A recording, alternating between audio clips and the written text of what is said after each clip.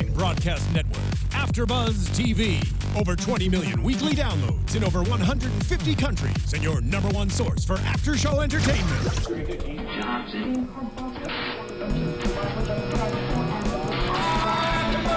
AfterBuzz TV, the destination for TV superfans. Producing aftershows for over 300 of your favorite TV shows, interviewing celebrities and showrunners, and bringing you behind-the-scenes exclusives. All thanks to E! Entertainment's Maria Menounos, producer Kevin Undergaro, and internet leader Akamai.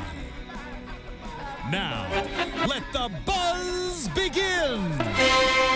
Yeah, we are here at AfterBuzz TV with our Monday Night Football recap. It was an exciting game tonight. It actually was, and I didn't think it was going to be. I didn't think it was going to be either. Tonight, our panel is a little bit slimmer tonight. Maybe that's not the right word. Nothing against, John or Tina Cap, but they unfortunately had scheduling conflicts today. So I have a special guest with me to talk football tonight, though. I'm very, very excited. We've bonded. Mm-hmm. Lindsay McCormick is here. Now, you've done a little bit of everything in the sports industry. So tell me a little bit about yourself. Tell me where the people can find you if they want to tweet along with you during the show. And thanks for being here. Oh, thanks for having me. So you can tweet along at LindsayM_sports. I'm sure we're going to get a lot of smack talk. Yeah. Because I thought it was going to be a Cardinals blowout, but it definitely was not. No, although we were both rooting for the Cardinals. Not rooting, but we both had picked the Cardinals to win. Yeah, I think everybody did, other than Ravens fans. True. Real Ravens fans that don't play fantasy football. Exactly. Right. So before this, I worked with CBS. I did the NFL draft for them in 2012. I worked with Sunday Night Football.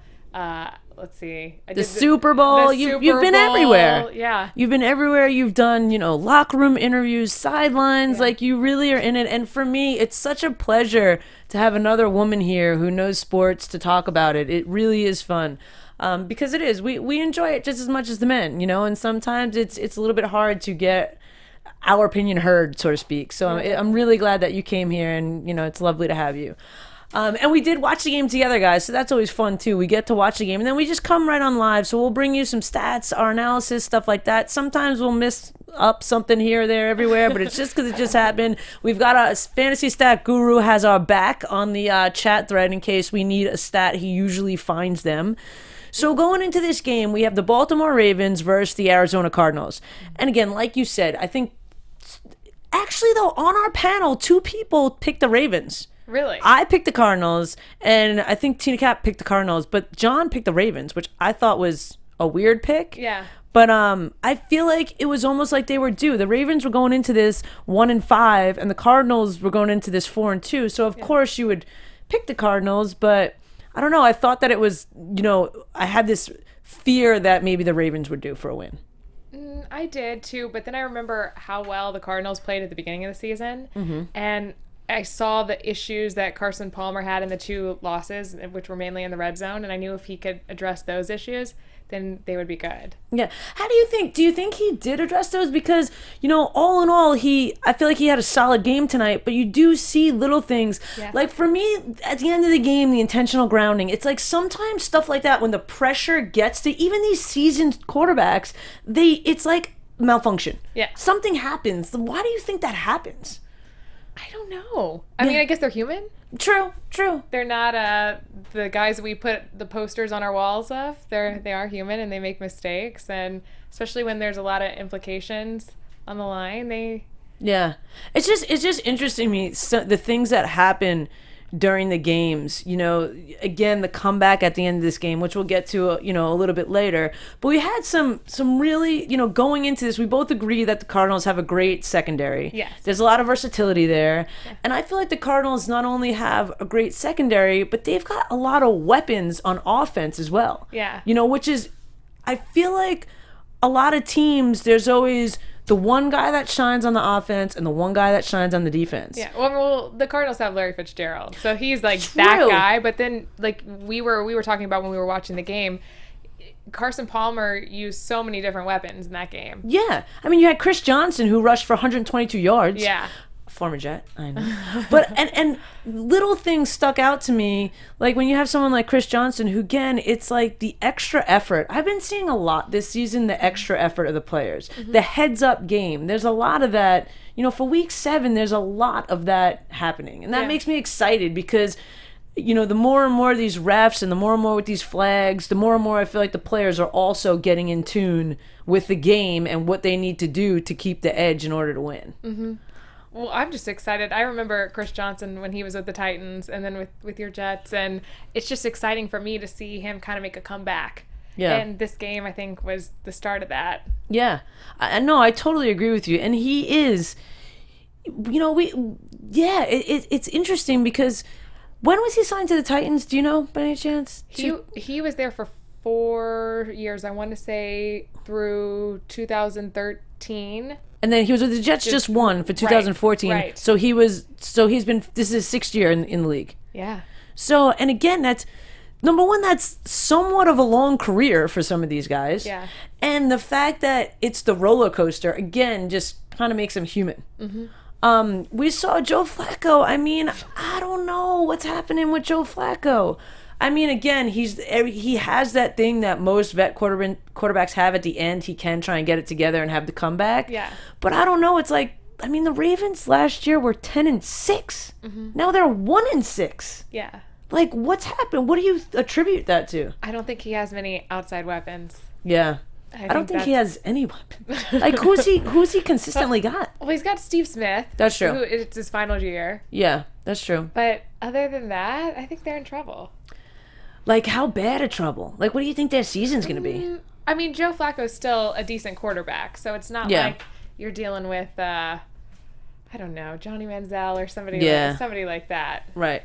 No, I agree with you. I think that Joe Flacco's a decent quarterback. I think that, I mean, I don't know exactly what happened. I guess they lost a few players, but the fact going to a 10-6 season to 1-6, that's pretty harsh. Yeah, it is. And he does. I mean, you got Forsett as a weapon, but not really. Mm-hmm. But I mean, I don't know. I don't think that the Ravens have a bright future, so to speak. And to me, it's shocking because they've always been that team that's just like rough and tough and dirty and comes back and gets it done.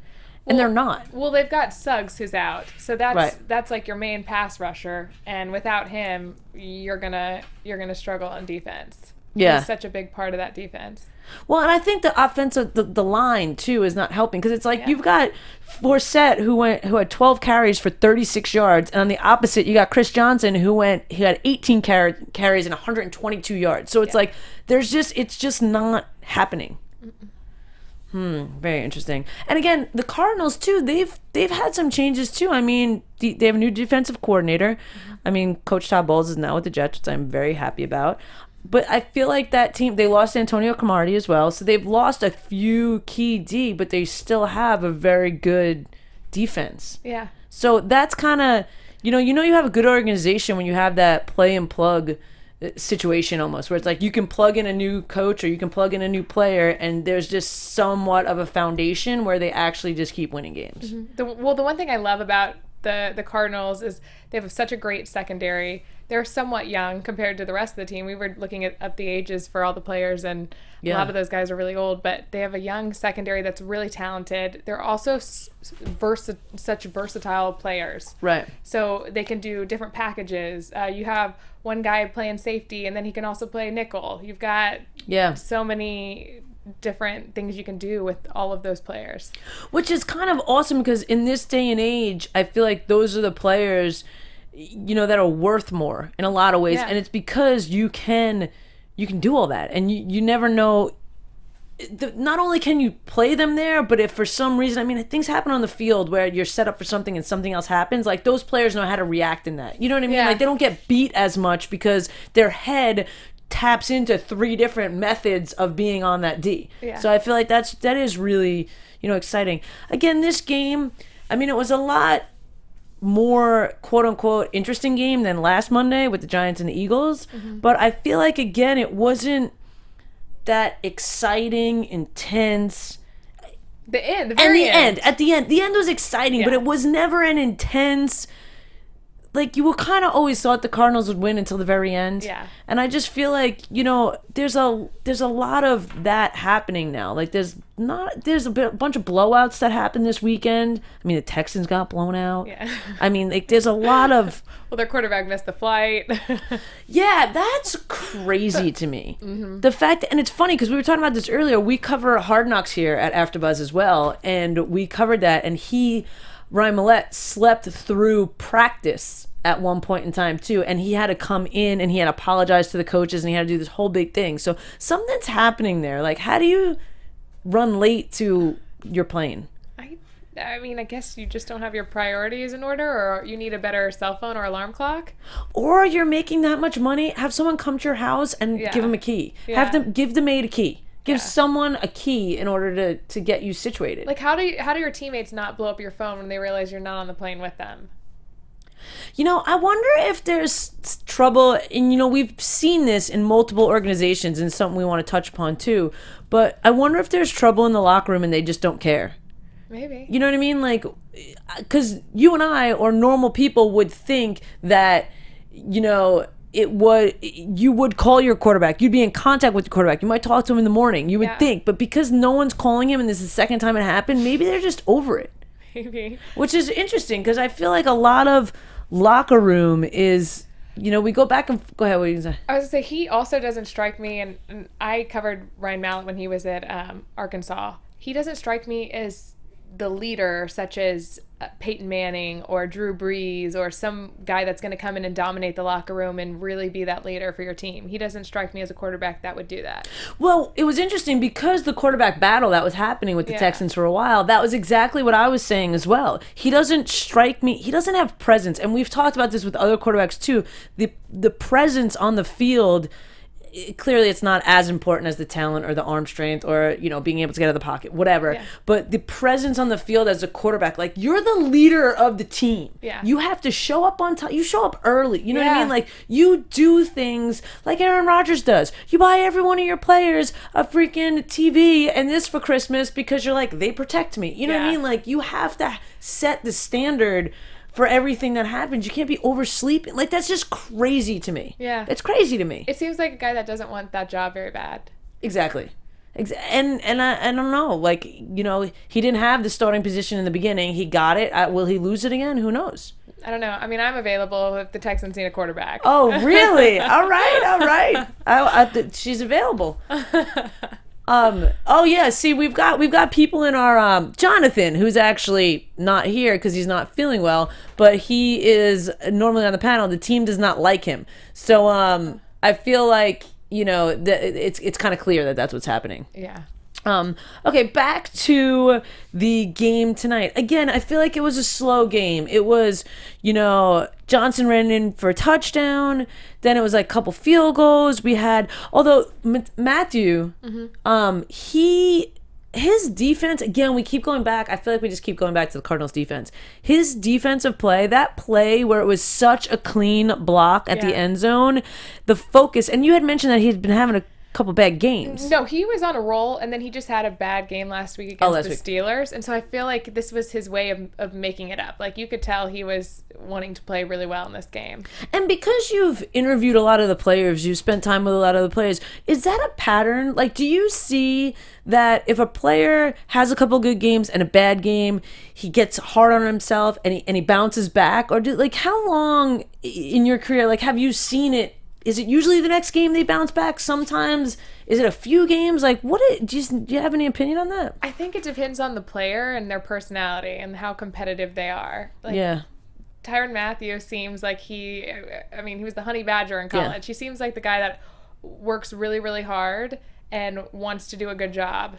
Yeah. So I understand why he was able to make that turnaround so quickly. Yeah. Which, again, I feel like just shows us how much... this game, again, it is physical, it is talent, it is something that we don't have, but in the same sense, it's mental. Yeah. It's mental in a lot of ways. And these guys that bounce back, they're the ones that are going to succeed. They're the ones that are going to be in the league for the long run, I think. Yeah. Especially for the quarterback position, though. I mean, look at Peyton Manning, and it's very, very mental. Yeah. No, I agree with you. It's very mental. And it's like, I feel like, again, we've had one of these games where we got Fitzgerald on the offense. It was his 170th straight game with an interception. Wow. That's crazy. Yeah. So that means not only has he played 170, well, maybe that doesn't mean he's played 170, that stat. I wonder if it means he's played 170. Because I don't think he's been hurt at all. He's been healthy. And he's like raking in the fantasy points. You should know over there. Well, I don't have him because I'm not doing well. I know. That's what you were saying. Which is so funny because, again, like, you guys out there know, if you've followed this show, we do talk about, fantasy a lot. But I'm not a big fantasy fan because I just can't. Like, I want to watch a game and be excited and be sad and everything just for my one game. Yeah. Not because there might be one of my players on another team. Like, that doesn't, bring it to me. But I've heard so many people that have Fitzgerald and they're just like, oh my God, he's raking in the points. Yep. That's awesome. You don't have him, though. I don't. I had Steve Smith. Oh, he did all right tonight. Yeah, he did okay. What do you get, 78 yards or something like that? Yeah. So he had 5 receptions for 78 yards. Yeah. How many points does that get you in fantasy? Not enough. Oh, right. And apparently, you guys out there, I'm going to challenge you that Lindsay has the best bet going for her fantasy football league. If she loses, she told me this in confidence, and I'm totally telling all of you, but if she loses her fantasy football league, how many people are in it? 12. 12 people. If she's dead last, because she's the one that works in sports, she's going to legally allow somebody to give her a middle name. She has no legal middle name right now. She was going to change that. They get to pick. Yeah. It's going to be amazing. I don't know if it will, though. I think it's going to be amazing. Last week in our mass fantasy email chain, everybody was sending their smack talk, and they were all picking different middle names for me. And that was like their version of smack talk. That's really, really funny. I think it's funny. I think it's fun. Betting, all that stuff. Like, it's kind of, I understand it. It's fun. But I get it. Like, I don't know. The fantasy thing to me, I just can't get into it. I just can't Well, get if your name was literally on the line, you would get into it. Yeah, I would never bet my middle name because I can't bet. It's like I can't bet against the Jets. Yeah. If I got stuck with Tom Brady, I'd have to bench him just because he's never been benched. Well, you get to pick, so you could have all the Jets on your team if you wanted. Yeah, but that's not the smartest thing either. I mean, I know what it is. We had some really interesting things happen around the NFL this week that I think we should touch upon too. We had the incident with Hardy from the Dallas Cowboys, and I feel like this is something that we're seeing time in and time again. This media locker room thing, which last week we had some of the Cincinnati Bengals players got in the camera angle and they were shown their bare bottoms, which they were upset about. And now you've been in the locker room. So do you think, like, there's been this conversation of we should get rid of the locker room interviews, we shouldn't, and then I understand the energy's different after the game, so that's why we want it. Yeah. But do you think there's a way to solve these problems that are happening? These guys who we talked about earlier, who maybe are looking for more press by not giving press, like the no comments, I'm here to get fined, the Marchands, and now Hardy's following suit. The bare bottoms, like, what do you think? Or is it, like, tell me about it. Is it that great after that energy after the game where you need to report it? It depends on the player. There's some players I was telling you that are so media trained that it's a waste of my time to even go over to them and interview them because I'm going to get a generic answer that I'm not even going to use in an article. Right. And if it's a player like Des Bryant or Terrell Owens, like, you go straight for those guys because you're going to get great quotes that you can use in articles and that will make headlines. So in that sense, it's great if it's a player like that.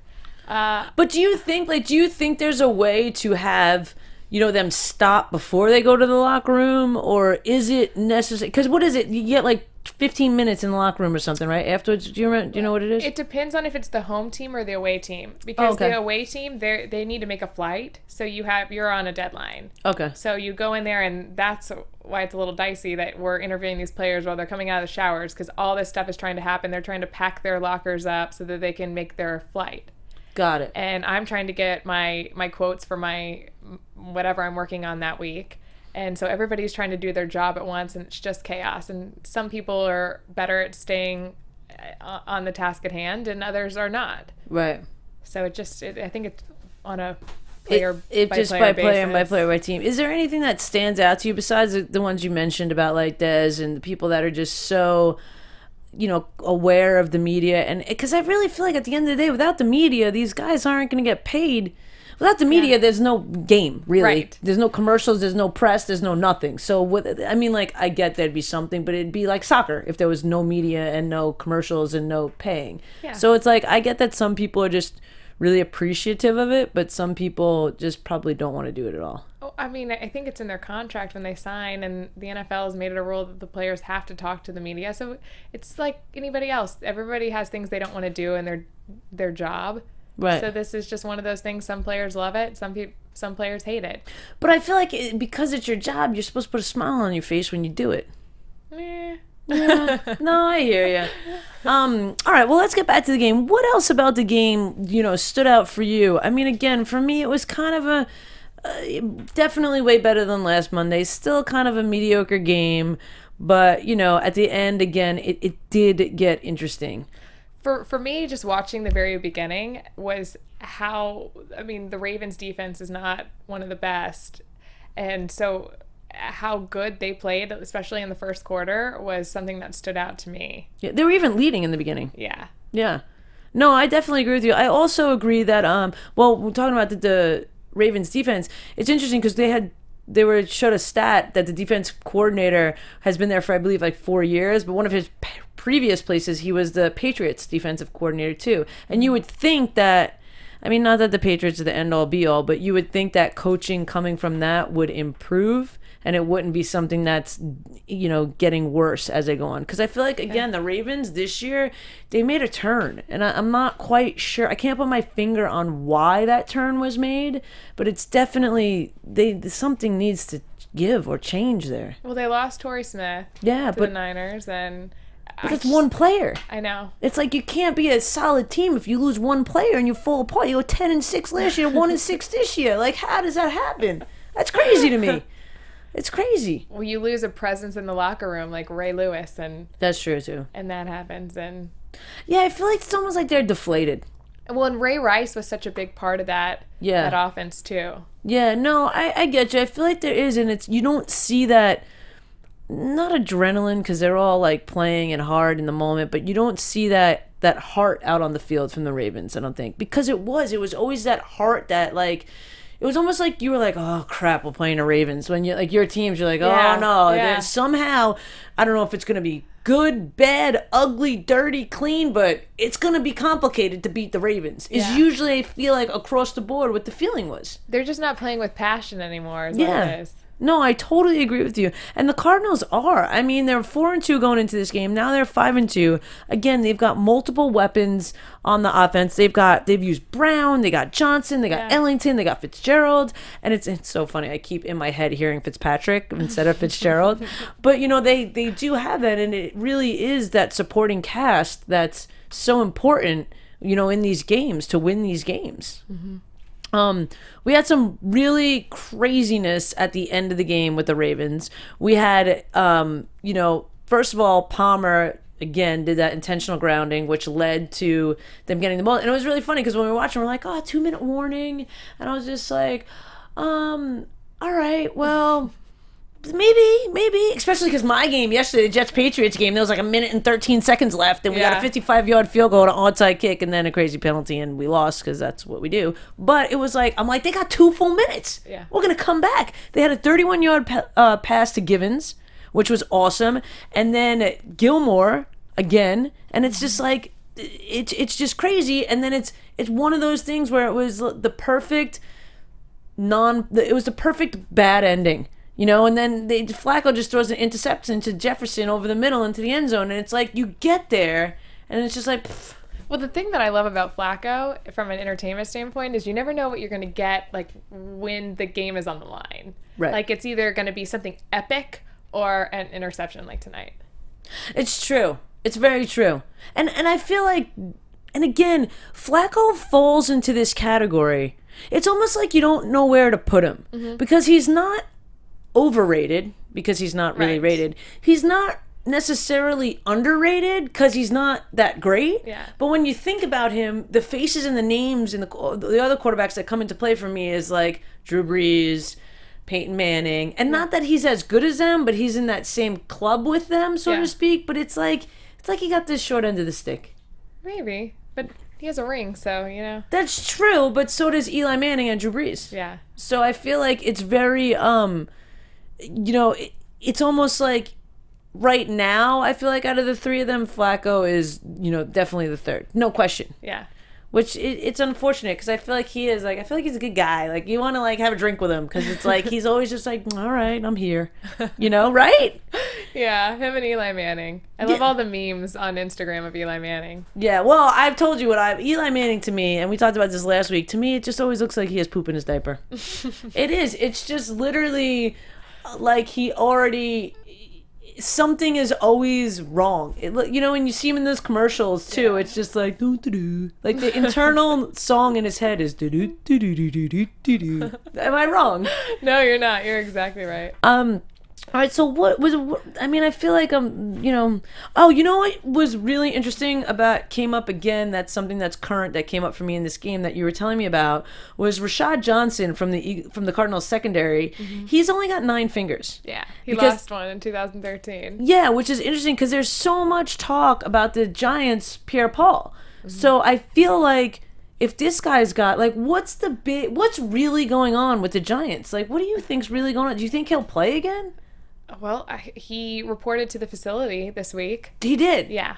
Okay. Well, so he wants to go out there next week, but obviously they're not going to let him. No, it's crazy. I wonder how important your fingers are? Well, your fingers are important, obviously, but I wonder how, it's like if one guy loses a finger because it's a bone-crushing tackle, is that thought to be different than another guy who loses his finger because he blew up fireworks? The mentality behind it is so different that I'm sure they've got different chances to their healing process, their process to get back on the field. You know what I mean? Like one's almost a bad choice and one's like you were on the field doing your best and this is what happened. Yeah. One's praised and probably feared by a lot of people. True. Very, very true. And it is, I love the other thing that I feel like stood out for me this game, and again, I don't know, it's just maybe it's because I'm a fan of the team that I'm a fan of, but it's just the heart and of these Cardinals. Like they really, really have that second and third effort. Yeah. I think they just mesh so well as a team. A lot of those guys, especially on their defense, played against each other in college in the SEC. You have a lot of LSU players, Alabama players, Auburn players, and so it's fun for them, especially in the locker room. I went to college with Gerard Powers, who's on the Cardinals, and I always love seeing all his photos of their bets on college football Saturday. And in the locker room, if you lose a game, then you have to wear the other team's colors. So they just have a great chemistry, and I think that's the secret why they've been so successful. Yeah, it is. And again, that's a lot of the stuff that you don't see. Mm-hmm. And for me, that's almost intrusive, that going in the locker room and being in that. You know what I mean? Like I can see both sides of it. Like I get it as a host, as a correspondent, I can see why it's important, but I can also see how it takes away from some of their bonding and chemistry. Yeah. But they're together every day during the week except for their one off day. So the media doesn't get access to that much if you look at it. Right. And when a team loses, you don't really want to be in that losing locker room. You proceed with caution, and you talk to certain players that see it as a business and don't take it too emotionally, and you do your job and you get out of there. Yeah, it's scary. Well, how, tell me what is, and you don't have to, I'm not asking specific players, but what do you think, if you had to give it a percentage, what do you think the percentage is of players that play with emotion and heart and love the game? I mean, I get all the players love the game. Yeah. Versus the players that loved the game in college because it was different, and now it's a business and they've got a certain amount of time they want to play so they can make a certain amount of money so they can support their family. Like, what do you think it's equal, or what do you think? No, I would say 75% of those players view it as a business. Really? Yeah, because a lot of guys that I'm close with, they loved it in college, and now they said it's a completely different game. Why? Because, I mean, you have so many responsibilities. It's a different atmosphere. The way they treat it is a business, which is why it blows my mind Ryan Mallett was not on that plane. Yeah. Like, that's your job. Yeah, that's just not okay. That wouldn't fly. Dum-dum-dum. No pun intended. That wouldn't fly anywhere else. You know what I mean? Like, that wouldn't be okay. People would get fired. Yeah. And it's almost like, you know, he has the team in a place where you pay for these players. You can't just cut them because then it hurts them. You know what I mean? Like, it's a very odd predicament to be in when your players are doing stuff like that. Yeah. And if it was a player that wasn't as important, he would have been gone already. Yeah. Well, and I mean, the Texans are just having trouble all over. You know, I actually thought they were going to be good. Me too. From the Hard Knocks, yeah. I was convinced. I was a fan. I was like, this is going to be great. They've got a bunch of guys. You got Will Fork on D. You got, you know. Do you think there's a Hard Knocks jinx, kind of like the Madden cover? No, I actually, from what I read, there's a statistic that teams generally more so get into the playoffs or further in the season when they're the Hard Knocks team. I remember the Jets did well. Yeah. There's some sort of statistic about that I don't know off the top of my head, that maybe somebody out there knows. But I feel like there is, you know, some sort of statistic that if they appear on Hard Knocks. And I think, too, though, because in order to get on Hard Knocks, there's a bunch of credentials that have to be met. Like, your record has to be this. You have to not have been on it for such and such years. But now I feel like it's difficult. Well, I feel like it's difficult for them to get teams to want to do this. To want to. Oh, I mean, you were just saying it's kind of a little intrusive having the media go in to the locker room just after the game. Can you imagine having cameras following you to all your intimate practices? Yes. You know, I actually got to interview Thomas Quincy Jones, who was on the New York Jets in 2010 as well. Uh-huh. And when they did Hard Knocks, and he actually said, though, that what you see on Hard Knocks is about 2% of what really happens. And to me, that blew my mind, because I feel like they break the fourth wall in Hard Knocks. You see a lot of it, but it really is staged not staged, but it really is, you know, toned down a lot. Yeah. So that... Ooh, you'll love this piece of information. Oh, tell me. Tell us. To tell you this earlier. Okay, so I interviewed Antonio Cromartie, and has that famous scene in Hard Knocks where he can't remember all of his kids' names, or it takes him a while to name them all. And I asked him about it. I don't know. Maybe I just drank some really strong coffee that day and grew some balls. But I asked him, I said, what was the deal with your Hard Knocks interview? I said, why did you have such a difficult time naming all your kids? Mm-hmm. And he said to me, he was like, Lindsay, that was the second take we did. He goes, that wasn't the first take. He goes, I did it the first time and I nailed it. He goes, the producer asked me to do it again and pause in between each child's name. So that makes me angry. I know. Because I love him. I got to interview him at the Super Bowl, too. He's great. He's so great, and he's super handsome. And it was awesome because we were talking, and I was like, come on back to my Jets. He's like, I'm a free agent. You never know. And now we've got him back. So that's interesting. So it is interesting how we perceive the game. The game definitely has changed from college to pros. I love that you are bringing us some inside scoop on all that. And then, you know, what else? Was there anything about this game that, you know, I know we've touched on it, but I wanted to, you know, also give the viewers and listeners some insight on some of your, you know, career and things that you've been able to do. But I don't think there wasn't any big wow, like, craziness for me. Besides, the Ravens D looked strong, then they kind of went out. Yeah. The Cardinals have a lot of weapons, which I think is going to allow them to go far. Yeah. Because, you know, with a season that's had so many injuries so far, it's like if one person gets injured on this team, there's not one person that's leading this team. There's a lot of weapons. Yeah. Although I think Chris Johnson's going to get better and better each game. I think he is. So that's the one thing I'm going to be watching. Are you going to try and get him on your team? On my fantasy team? Yeah. I think somebody already has him. Oh, man. I know. It's unfortunate. I had Arian Foster, and now he's done for the year. Yeah. He was just back this year, too, and now he's done again. Yeah, this was one of his best games, was this past week, even though they lost. But ooh, they came back at least. It was like, at one point, it was 41-0 by the Dolphins. Yeah. Come on. That's crazy. All right, well, tell me some other stuff that, you know, you've been working on. Anything else you want the people to know before we wrap up here? I know. It's an on-the-spot type question. But, all right, so actually, I'll ask you this.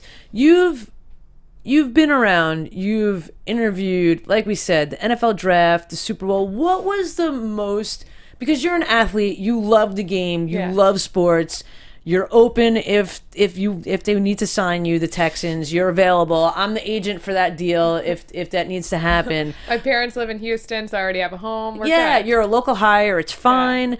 But what are some of the highlights, like what are some of the best or moments that, you know, as an athlete, because it's not only is it a job for you, but it's fun. Yeah. So what are some of the best moments you've had in your hosting career? Ooh, I would say getting to work some of the Super Bowl stages with Joe Montana. Oh, legend.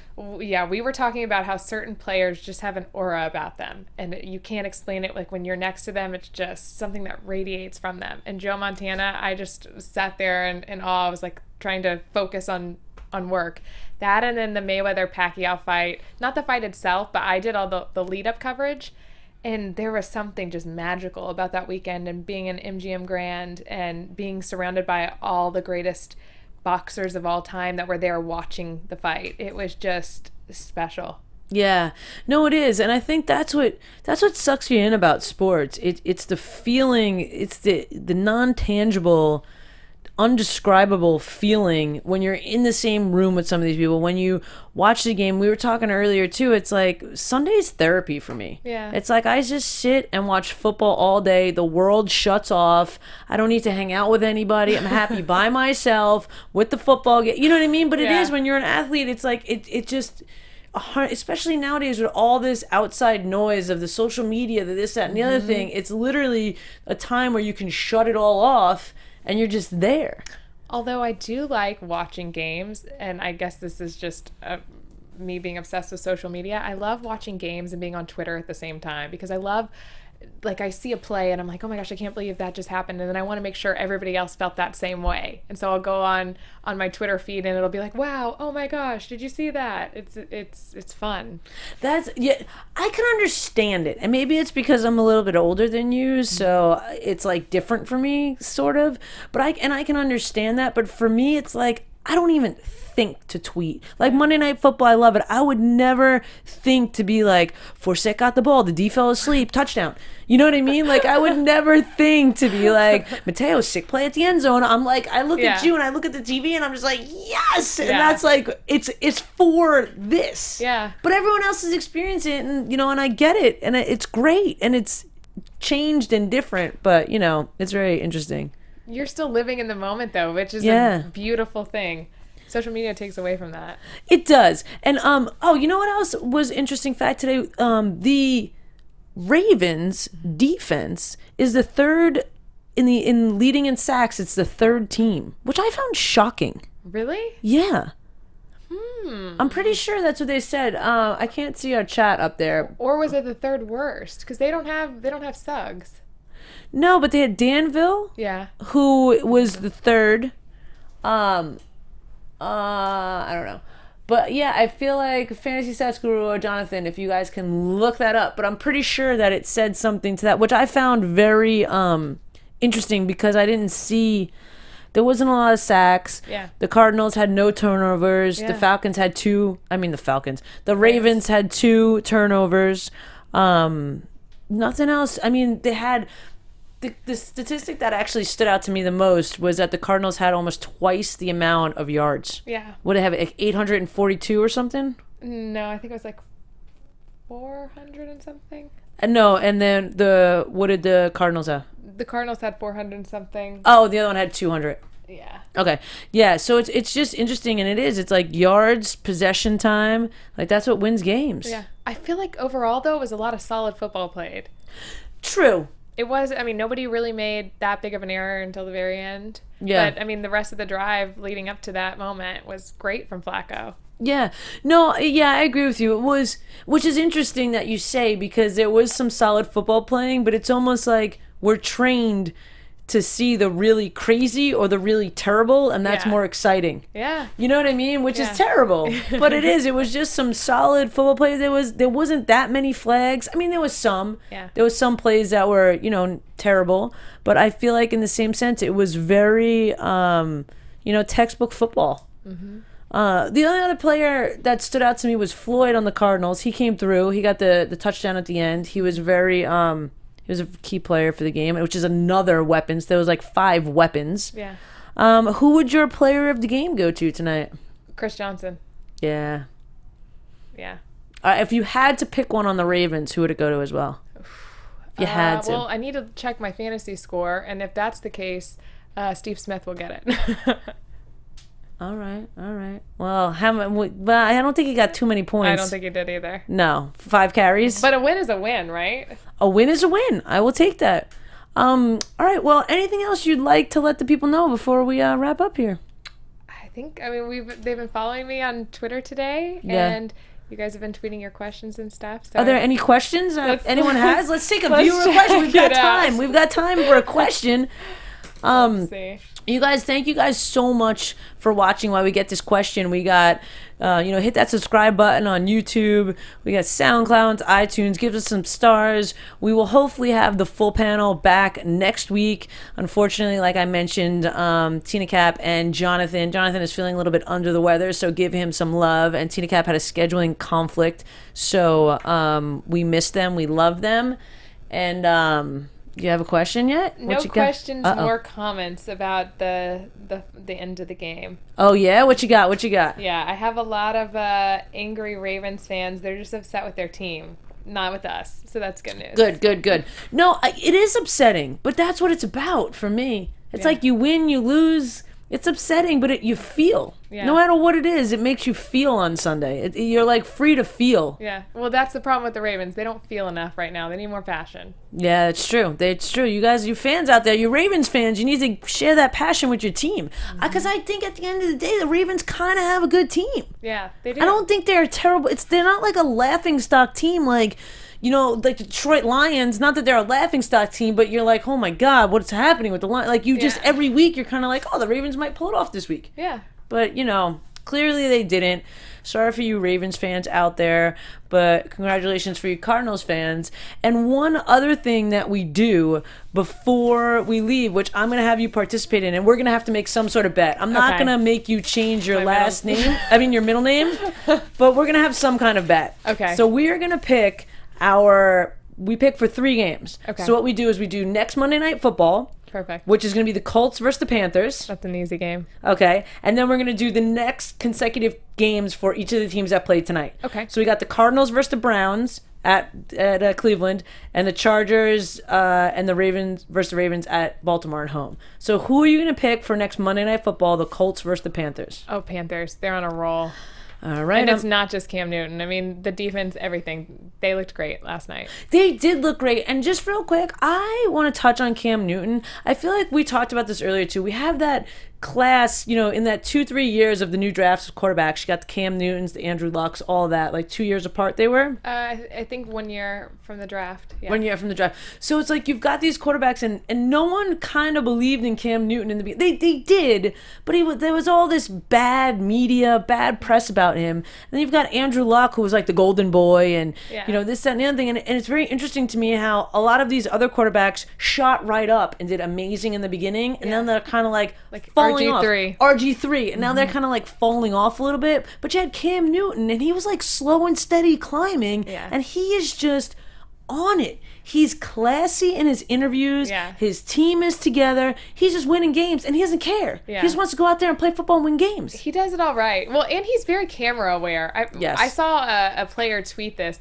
last night. They were like, Cam Newton seems to know where every single camera is in the end zone. Yeah. No, that's true. So he knows how to play the game. He realizes it's a business and that it's a form of entertainment, and he is an entertainer. He's a Terrell Owens. He's a Chad Ochocinco, and he does a good job of it. Yeah, and I love him for it, Me though. too. I do. I don't know that I've loved the other guys you mentioned. Like Chad Ochocinco, you have to love. Terrell Owens, you have to love, too. But there's some of them that are that media people that you kind of just are like, But Cam Newton, I do love him. I'm going to agree with you and go with the Panthers. Okay.